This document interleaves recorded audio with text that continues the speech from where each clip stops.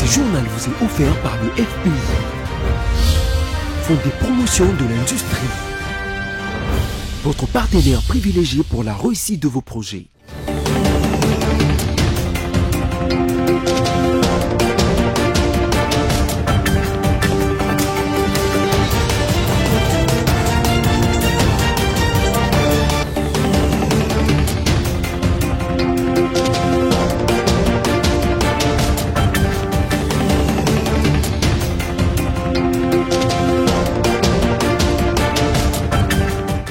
Nous sommes le 3 décembre 2024. Mesdames, Messieurs, bonsoir. Bienvenue à cette grande édition du journal sur votre chaîne BIC Télévision. Tout de suite, les sommaires. Les pays de l'Union européenne ont annoncé l'octroi d'une aide militaire de 20 millions d'euros à la République démocratique du Congo qui fait face à des situations de conflits dans sa partie est. Dans un communiqué, la Nojek de Constat Moutamba annonce un meeting le samedi prochain à la place Sainte-Thérèse à Kinshasa qui portera sur la problématique du changement de la Constitution et les recommandations des États généraux de la justice congolaise. Encore une fois, bienvenue à cette grande édition du journal si vous nous rejoignez. Débutons ce journal avec cette actualité. Après l'Assemblée nationale, le Sénat a à son tour adopté dans la journée d'hier, lundi 2 décembre 2024, au cours d'une séance plénière, le projet de loi portant réédition des comptes pour l'exercice 2023 et la loi des finances rectificatives 2024, après examen approfondi et approbation du rapport de la commission ECOFIN, notant que ce projet de loi a été présenté et défendu par le ministre des Finances, Doudou Famba, voté en équilibre en hauteur de 32 456,78 milliards de francs congolais. Rendons-nous au ministère des Affaires étrangères, coopération internationale et francophonie. Le lundi 2 décembre 2024, Thérèse Kayikwamba Wagner, la ministre, a eu un entretien avec le personnel de son ministère, au cours duquel elle a adressé le bilan de ses 6 mois à la tête de ce ministère, et tout en dévoilant une vision ambitieuse qui vise à redynamiser la diplomatie congolaise. Patricia Boumolo nous en dit plus. Au cours de cette réunion, la chef de la diplomatie congolaise a souligné des avancées importantes et des percées administratives, notamment dans la mensualisation des paiements des diplomates qui a remplacé le système de paiement trimestriel, le lancement dans un bref futur du nouveau passeport biométrique avec des mesures de sécurité améliorées pour lutter contre la fraude. Dans la planification de ce qui sera fait dans les prochains jours figure également le projet de construction d'un nouveau bâtiment administratif pour cette institution, la formation et l'intégration des nouveaux diplomates. Sur le plan financier et logistique, nous avons finalisé plusieurs démarches importantes, malgré les contraintes auxquelles nous sommes confrontés. Parmi celles-ci, je souligne la réception de véhicules offerts au ministère des Affaires étrangères qui viendront renforcer la mobilité de nos missions diplomatiques, ainsi que l'acquisition prochaine de 2 ascenseurs modernes pour améliorer les infrastructures de notre ministère. Ces 2 exemples, illustrent notre engagement à optimiser les ressources disponibles et à répondre progressivement aux besoins logistiques les plus urgents. Au cours des 6 premiers mois, grâce à nos efforts conjoints, nous avons accompli des avancées qui posent les bases d'une diplomatie plus performante et plus adaptée aux défis de notre époque. Nous avons aussi, entre autres, renforcé les fondations administratives et opérationnelles du ministère, finalisé d'importants dossiers liés aux droits et avantages du personnel. Thérèse Kayikwamba veut éveiller la conscience de son personnel pour donner au pays une diplomatie solide et durable qu'elle pourrait mériter. Et en justice, le procès dit de forage d'eau, on en parle dans ce journal. Au cours de l'audience du 2 décembre 2024, le ministre d'État en charge du développement rural, Mouyindo Nzangi, qui a été convoqué comme témoin, a désapprouvé les travaux et a même suggéré que ces contrats soient résiliés. On l'écoute. Moi, je crois qu'ici, il s'agit de la gestion rationnelle des fonds de l'État. 71 millions de dollars américains pris par un investisseur pour exécuter des choses dans lesquelles des rapports nous démontrent que jusqu'à présent, en tout cas, on n'a même pas franchi le seuil de 4 millions. 71 millions de dollars américains, c'est de l'argent qui peut servir 5 millions de personnes en milieu rural en eau potable. Donc je crois que ce dossier doit être pris au sérieux. Je sais qu'on n'a pas des estomacs pour consommer autant d'argent. Je demande que nous puissions finaliser le travail d'évaluation physique de ce qui a été fait et de quantification des dépenses qui ont été faites pour que le reste de l'argent serve le ministère du Développement rural à pouvoir desservir de l'eau à la population. Moi, je ne fais que mon travail. Je protège les Congolais.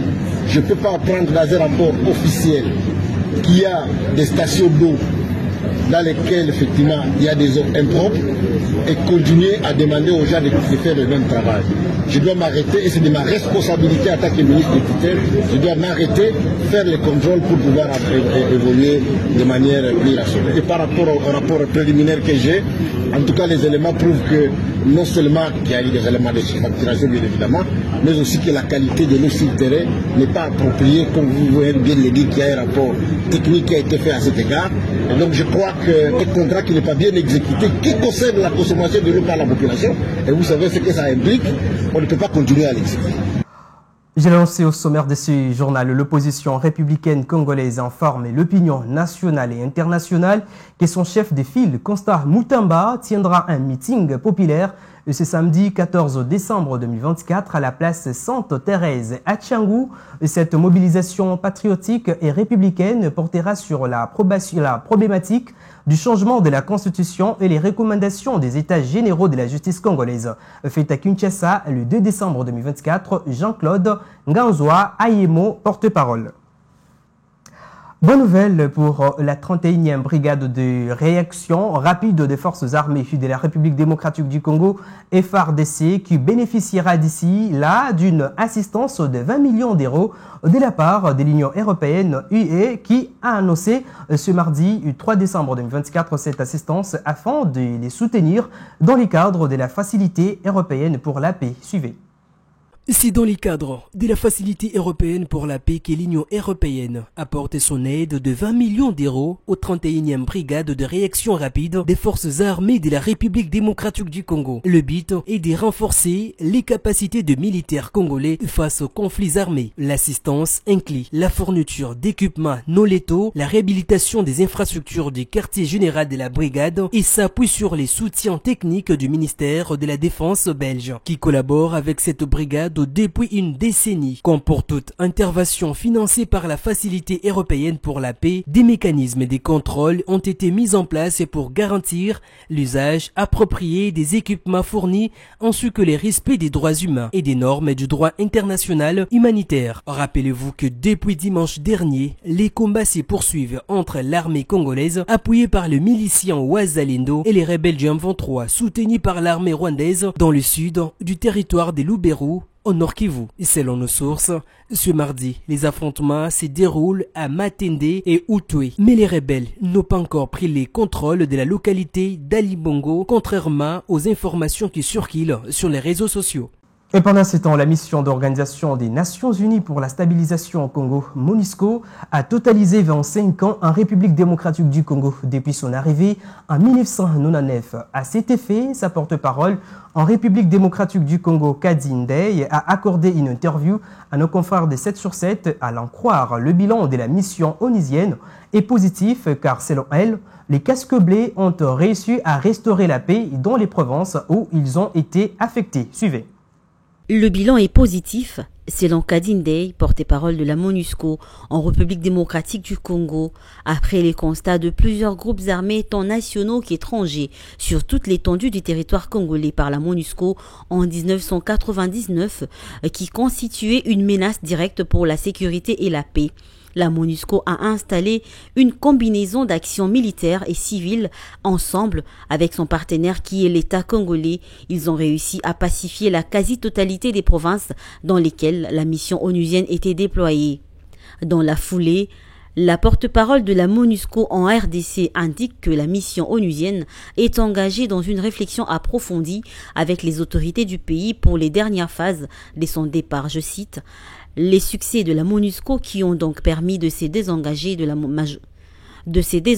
la majorité des provinces sont aussi les succès de l'État congolais parce que la MONUSCO seule ne peut pas réussir. Il lui faut la collaboration constructive des autorités nationales et provinciales. Désormais, la MONUSCO n'est présente qu'en Ituri et au Nord Kivu, où la situation ne permet pas encore son départ, mais elle est engagée dans une réflexion approfondie avec les autorités du pays pour les dernières phases de son départ, a-t-elle indiqué. Il est donc important de rappeler que la mission onusienne est arrivée en RDC en 1999 sous un autre nom, MONUC, mais 25 ans plus tard, plusieurs voix se sont élevées du côté des groupes de pression ainsi que la classe politique pour exiger son départ du territoire congolais. Et puis le ministre de la Recherche scientifique et innovation, Gilbert Kabanda, a annoncé le lundi 2 décembre 2024 que les robots roulage intelligents sera multiplié et déployé sur plusieurs routes de la ville de Kinshasa pour tenter de résoudre les problèmes des embouteillages monstres qui paralysent régulièrement la capitale congolaise. Suivez.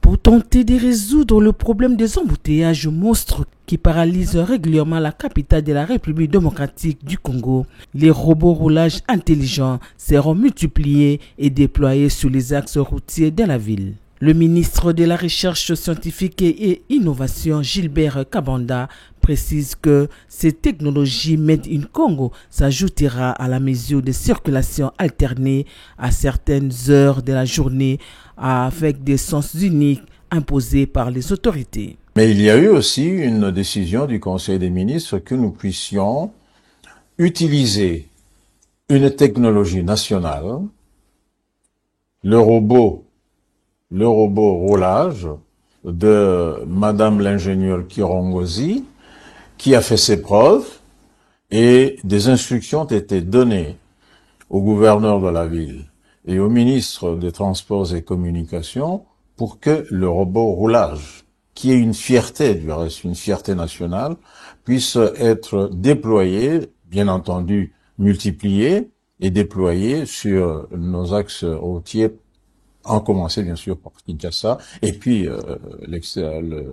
les villes de l'intérieur. Rassurez-vous, nos chercheurs, comme vous venez de le dire, sont aussi préoccupés par cette situation-là. Par ailleurs, le ministre de la Recherche scientifique a rassuré que d'autres solutions aux problèmes des embouteillages sont des laboratoires, car selon lui, seuls les cadres congolais peuvent développer leur pays. Qu'en est-il de l'interdiction d'importation et la consommation de 8 marques de farine de maïs impropres à la consommation en République démocratique du Congo, annoncé récemment par le ministre du Commerce extérieur Julien Paluku? La population se demande où s'approvisionner et quelle marque de maïs appropriée en cette période de festivités, sachant que cette dernière étant un aliment de base pour plusieurs familles. Sylvie Dia. Après des mesures préventives prises pour préserver la population du danger et de sanctions exemplaires de tout cas d'importation frauduleuse sur le territoire national dû à l'importation et à la commercialisation de farine avariée en provenance de la Zambie, contaminée par la flatoxie, une substance toxique et dangereuse pour la santé humaine et animale récemment. La population est appelée au respect de la réglementation sur la circulation de marchandises. Cette dernière est invitée à bannir la fraude afin de préserver de vies. Notons que le ministre du Commerce extérieur Julien Paluku a rassuré la population que pour les festivités, l'Office congolais de contrôle OCC a pris toutes les dispositions nécessaires pour intercepter toute cargaison suspecte à son arrivée en République démocratique du Congo et pour permettre à la population de consommer de marchandises propres pour la santé. Affaire à suivre. Le phénomène Kilelo est devenu le symbole de la jeunesse populaire. Pourtant, le fait de s'y priver du minimum pour apparaître beau et élégant à l'extérieur représente des gros risques, mais surtout, le fait de normaliser certains comportements est un vrai danger pour la génération future et qui n'aura que ça pour exemple. Suivez. Les phénomènes baptisés Kilelo qui englobent plusieurs choses à la fois. L'utilisation des réseaux sociaux aujourd'hui chez les jeunes, l'habillement des jeunes filles et des garçons. Mais aussi Antibes, chanté par le musicien Félix Wazekwa, est une sorte de carpe diem qui consiste à vivre intensement les temps présents sans se soucier du lendemain. ce qui pousse à dépenser tous ses revenus pour le plaisir d'une soirée. Au micro de BSI Télévision, quelques jeunes ont donné leur point de vue.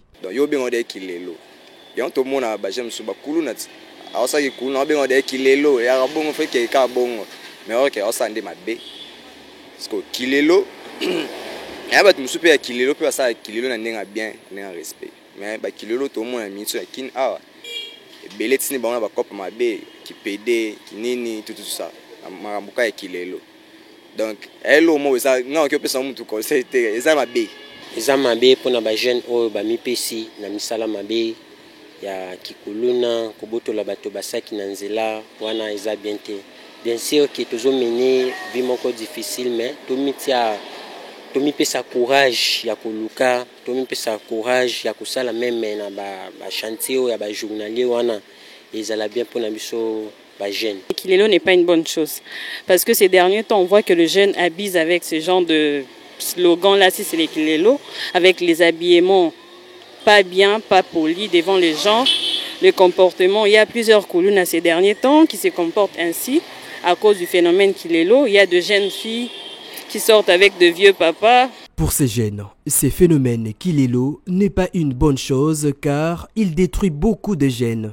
Vêtements empruntés, prostitution et tant d'autres, de nombreux jeunes vivant dans des conditions sociales précaires sont prêts à tout pour fréquenter le lieu branché avec des vêtements et des téléphones hors des prix. Sachant que l'élégance est certes une caractéristique de notre culture, mais se priver de tout pour paraître élégant et branché est à notre avis une erreur de jugement. Ce qui est mal reste mal. Et en dehors de nos frontières, la reconstruction a commencé dans le sud de Beyrouth. Les habitants sont impatients de retrouver une vie normale, mais au sud du pays, l'armée israélienne poursuit ses manœuvres. Pour la première fois depuis les débuts du cessez-le-feu, les Hezbollah a répliqué. Plus de détails avec nos confrères de France 24. Un quartier du sud de Beyrouth, défiguré par les bombardements. Ici, la reconstruction a déjà commencé pour des habitants impatients de retrouver une vie normale. Ma boulangerie a été endommagée par une frappe juste à côté. On répare les dégâts depuis 4 jours et si Dieu le veut, demain, on rouvrira et on reprendra le travail. Au sud du pays pourtant, l'armée israélienne poursuit ses manœuvres.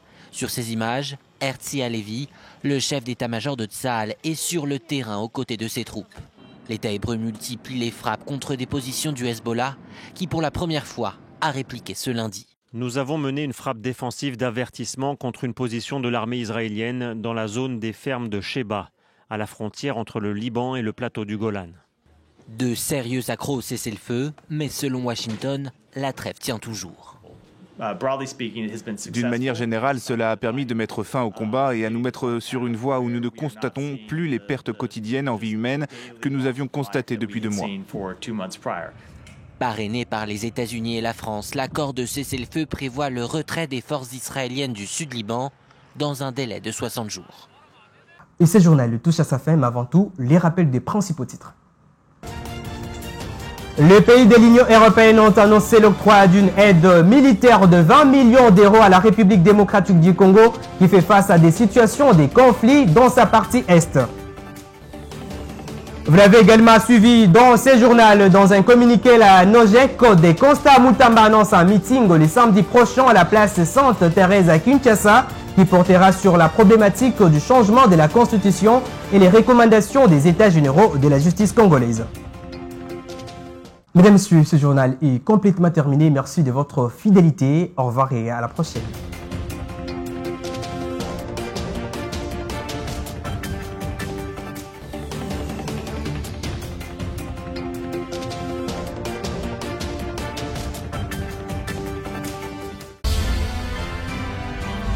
Ce journal vous a été offert par le FPI, Fonds des promotions de l'industrie, votre partenaire privilégié pour la réussite de vos projets.